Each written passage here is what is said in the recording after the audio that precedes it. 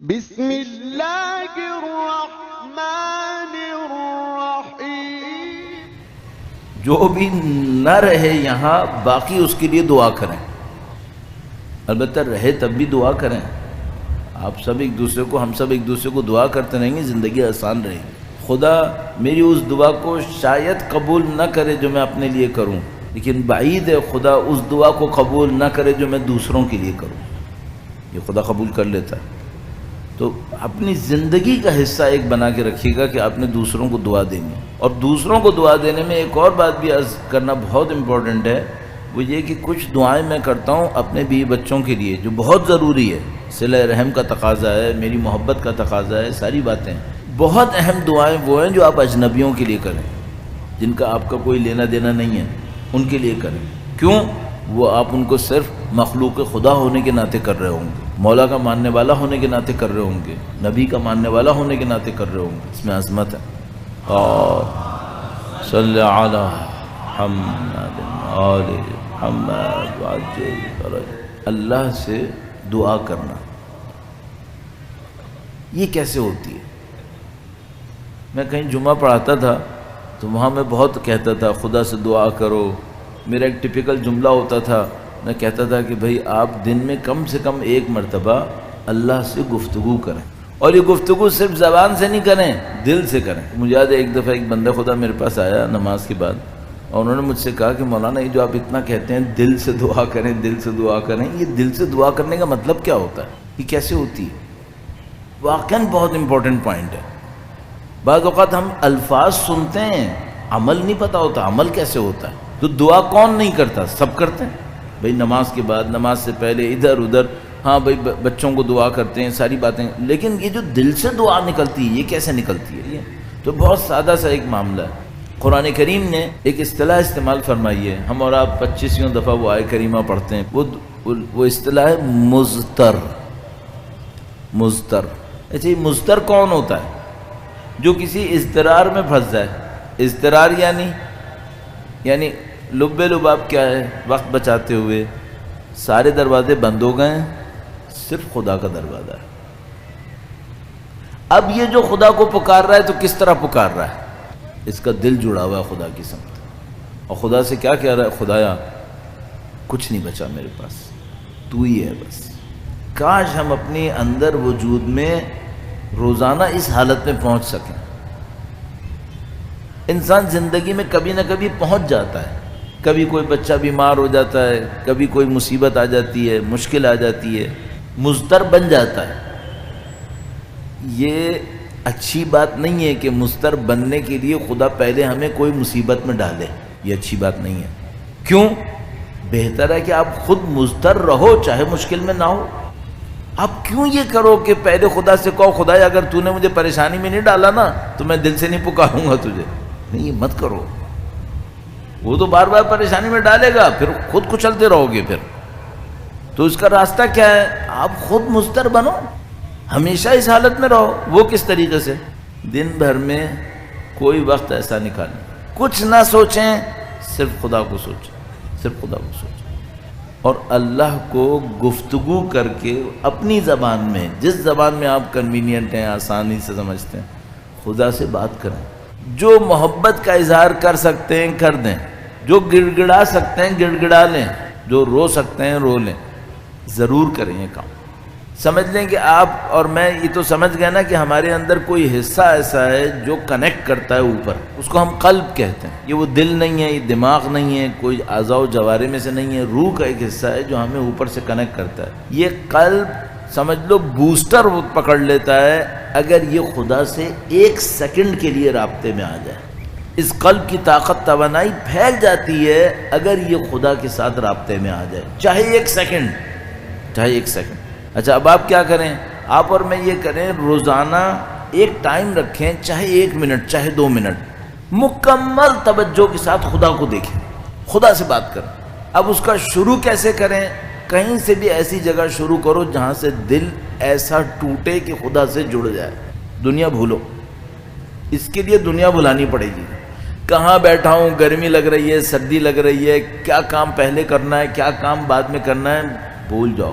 کیوں؟ جس کے لیے زندہ ہو، جس کے ہاتھوں مرنا ہے، جس کی طرف جانا ہے، جس نے ہمیں بھیجا ہے وہ یہ ہے، باقی سب کچھ نہیں ہے، بیکار۔ وہی حق ہے، وہی اصل ہے، باقی سب کیا ہے؟ باقی سب مجاز ہے۔ ہم سوائے اس کے ارادے کے کچھ نہیں ہیں، ہم تو ہیں ہی نہیں کچھ، باقی بھی کچھ نہیں ہے۔ تو جب سب کچھ وہ ہے تو کہیں اور کیوں دیکھتے ہیں؟ وہ تو ہماری مشکل یہ ہے کہ ہم 24 گھنٹے اس کو نہیں دیکھ رہے۔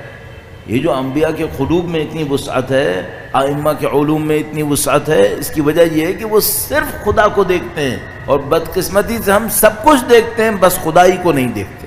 مشکل ہماری یہ ہے۔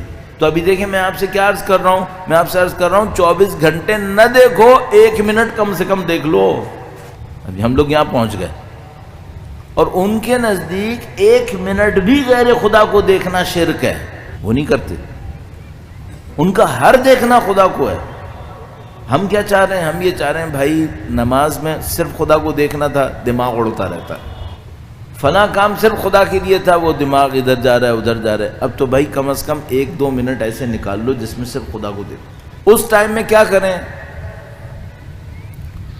آپ نے کبھی دیکھا ہوگا، معذرت چاہتا ہوں میں یہ بچکانہ سی بات کر رہا ہوں آپ کے سامنے، کبھی آپ نے دیکھا ہوگا، بہت معذرت چاہتا ہوں، یہ بچے اپنے ماں باپ کو کبھی کبھی، عوامی لفظ استعمال کر رہا ہوں، مسکے لگاتے ہیں، مکھن لگاتے ہیں، آپ بہت اچھے ہیں، آپ تو فوراً آپ پلٹ کہتے ہیں بیٹا کام کیا ہے یہ بتاؤ۔ اگر یہ بچہ بھی اپنے باپ کے سامنے ایسی باتیں کرتا ہے نا، اور اس کو پتہ ہوتا ہے کہ یہ جو کہہ رہا ہے یہ کسی وجہ سے کہہ رہا ہے، صحیح، باپ ناراض نہیں ہوتا، اس کو بھی یہ پسند آتا ہے کہ چلو ٹھیک ہے، بیچارے کے پاس کچھ کمی ہے، مجھ سے مانگ رہا ہے۔ اس سے کہیں زیادہ خدا کو پسند ہے اگر مخلوق مانگ رہی ہو، بہت پسند ہے۔ تو آپ یہ سوچیں میں اللہ سے مانگ رہا ہوں، اپنے کام سے جا رہا ہوں، بندے خدا تو خدا کے سامنے نہیں گئے تو اور کہاں جاؤں گا؟ میں جاؤں گا کہاں؟ وہ تو جانا ہے وہیں پہ، تو آپ جاؤ، وہ منع کس نے کیا ہے؟ اچھا اس سے پہلے شروع میں کیا کروں؟ شروع میں تھوڑا سا خدا سے کہو، خدا کو اچھا لگتا ہے۔ تو میں نے شاید آپ کی خدمت میں عرض کیا تھا 10 مرتبہ اللہ کا نام لے کر پکارو، یہ ایران سے ہم نے سیکھا، کچھ چیزیں ایرانیوں نے ہم سے سیکھی ہیں، بہت ساری چیزیں ہم نے ان سے سیکھی ہیں۔ ان کے مجالس میں جب دعا کرنے لگتے ہیں مجلس کے آخر میں تو 10 دفعہ اللہ کو پکارتے تھے، اب شاید تھوڑا کم ہو گیا، پہلے تو روٹین تھا، تو وہ کہتے تھے ایک خاص جملہ، بسمک العظیم العظم الاعز الاجل الاکرم یا اللہ، یا اللہ کہہ کے 10 مرتبہ پکارتے تھے۔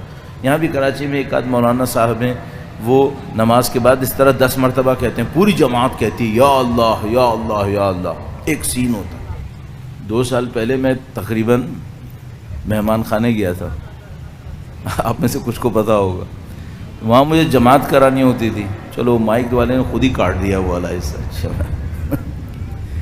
تو مجھے وہاں پہ جماعت کرانی ہوتی تھی، وہاں پہ سارے مظلوم بیچارے بیٹھے ہیں پھنسے ہوئے، تو میں نے پہلے دن جماعت کروائی، میں نے کچھ دعا مانگی، میں نے دیکھا میں اکیلا ہی دعا مانگ رہا ہوں، پیچھے والوں کو کوئی اتنا زیادہ مسئلہ نہیں ہوا ہے، مجھے سمجھ میں نہیں آیا داستان کیا ہے۔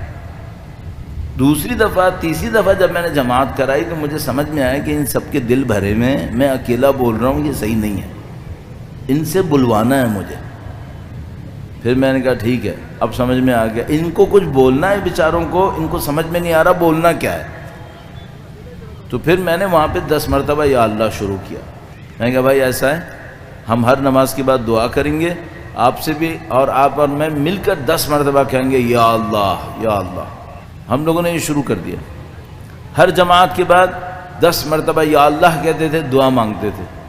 آپ یقین مانو ادھر ادھر کے لوگ جو ہیں وہ اس جگہ پہ آ کر کہتے تھے بھائی کیا ہو گیا ہے، یہ کیا کون سی تبدیلی آ گئی یہاں پہ؟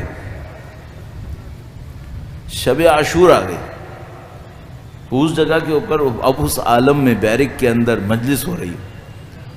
اب یقین مانو آس پاس کی بیرک سے پتہ نہیں کتنے اہل سنت بھائی اس مجلس میں آئے ہوئے تھے۔ کیوں؟ انہوں نے کہا یہاں پہ یا اللہ پڑھتے ہیں، ہمارے دلوں پہ اثر ہو رہا ہے، ہمیں یہاں پہ آنا ہے، دیکھنا ہے یہاں پہ کیا ہو رہا ہے۔ یا اللہ کی آواز جاتی تھی وہاں تک، بہت طاقت ہے اس کے اندر۔ اچھا اب آپ کہیں گے مولانا ہمارے یہاں نہیں ہو رہا ہے ایسا، میں تو کسی کو کچھ نہیں کہہ رہا ہوں، میں تو آپ سے کہہ رہا ہوں آپ خود کر لو۔ یا اللہ کہنے کے لیے عربی سیکھنی پڑتی ہے کیا؟ اصول کافی پڑھنی پڑے گی کیا؟ نہیں، یا اللہ کہنا ہے نا. آپ جہاں کہیں فارغ بیٹھیں کم از کم دن میں ایک مرتبہ اکیلے میں بیٹھ جاؤ، سب کچھ بھولو، دماغ کو کاٹ دو ہر چیز سے، اللہ پہ توجہ دو. خدا سے کہو خدا میں آیا ہوں. جو میں نے آپ سے جملے عرض کیے تھے نا کہ وہ بچہ کہتا ہے باپ سے کچھ جملے کہتا ہے، باپ کو بھی پتا ہوتا ہے کیا کر رہا ہے، لیکن وہ کہتے ہیں ہاں بیٹا کوئی مسئلہ نہیں، کام کیا ہے. آپ اللہ سے کہیں، گڑ گڑا کے کہیں. وہ بچہ جب آپ سے کہہ رہا ہوتا ہے نا وہ مذاق کر رہا ہوتا ہے، آپ مذاق نہیں کر رہے ہیں، آپ حقیقت کہہ رہے ہیں. اگر آپ خدا سے کہیں گے خدایا ایک حقیر تیرے سامنے آیا ہے، یہ آپ نے حق کے سوا کچھ اور کہا ہے، اے خدایا ایک گناہگار تیرے سامنے آیا ہے، حق ہے، گناہگار ہے. اے خدایا وہ تیرے سامنے آئے جو تیرے سامنے بے بس ہے، تو طاقتور ہے میں کمزور ہوں. خدایا وہ تیرے سامنے آئے جو محتاج ہے. چند جملے بولوں، اس میں کوئی تکلف نہیں ہے، کوئی مشکل نہیں ہے، کوئی مجاز گوئی نہیں ہے، سب کا سب حقیقت ہے. اہل بیت سے سیکھیں جملہ جو بولتے ہیں، کوئی بھی جملہ بول دیں، اردو میں بولیں، عربی میں بولیں، آپ کی مرضی. کوئی بھی دعا کا حصہ بولیں جس سے آپ کا دل اللہ سے جڑ جائے. بس یہ دل جڑنے کے بعد پھر مکالمہ شروع کریں، اپنے دل کی جو بات کہنی ہے وہ کہیں، اچھائی کو طلب کریں خدا سے. اگر مثال کے طور پر کوئی مجھ سے کہتا ہے نا کہ بھئی ہمارے گھر کے اندر ماحول اچھا نہیں ہے، لوگ ایک دوسرے کے ساتھ اچھی طرح پیش نہیں آتے، فنا ہے فنا ہے، بھئی آپ خدا سے کہو خدایا ان کو اچھا کر دے، میں غلطی کر رہا ہوں مجھے اچھا کر دے. خدا سے تو کہنا چاہیے. جتنی دیر آپ کا اور میرا دل خدا سے جڑا ہوا ہے یہ کمال ہے، یہ کمال ہے، اتنی آپ کی طاقت بڑھ رہی ہے.